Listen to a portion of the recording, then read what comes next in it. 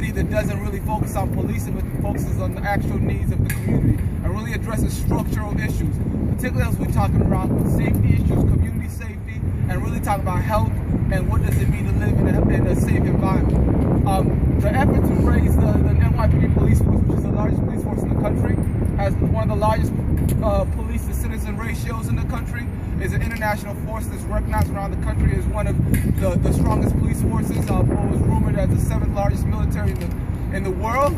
The effort to increase that police force is not only illogical, but it represents a continuation of divestment from the public sector. The Black Alliance for Just Immigration, we're an organization that represents African Americans and Black immigrants, the entire diaspora, which is the most criminalized and police communities in this country.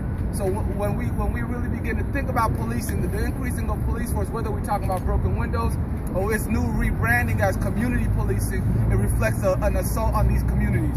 So what Safety Beyond Policing does is to reframe and rethink what we're thinking about when we come to policing. Community policing, broken windows, is really a regurgitation of 1980s, 1990s ideology that Brandon was working through when he was originally here in NYPD in New York City, when he went to Los Angeles, and what we're beginning to see now. Recently on the news, we saw in Los Angeles a Cameroonian immigrant was killed in the downtown area of Los Angeles.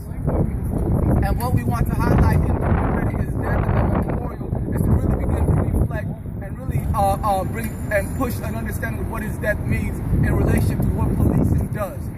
This was a reflection of community policing. If you look at that interaction, you see a human being who had intense interactions with the police. No new cops. A strong, intimate relationship with the police as it stands. And so when we really think about this idea that rebranding broken windows into community policing as a new idea, as a reframing, as a better form of policing, we need to understand that this is just as deadly, it is just as criminalizing, and it's still a more intense, a more intimate level of policing than what has been seen before. So when we come here under Safety Beyond Policing and all the other groups and organizations that are represented here, is to really think about safety beyond policing literally, as to think about what does it mean to take the over $90 million that are going to be placed every year to 1,000 new police officers, to think about what would that funding do for education. What would that funding do for jobs for youth? What would that funding do to support NYCHA housing residents and resident association? What would that funding do in transportation and making sure that residents of New York City areas who are marginalized geographically and not just in economically, but also geographically, have access to jobs across the city? So what Safety Beyond Policing, again, is a reframing of our understanding of what policing can do and what community needs are. So we thank you for coming out, and we really appreciate you for showing support, and we would like to help you, to invite you to help us reframe this discussion. Thank you.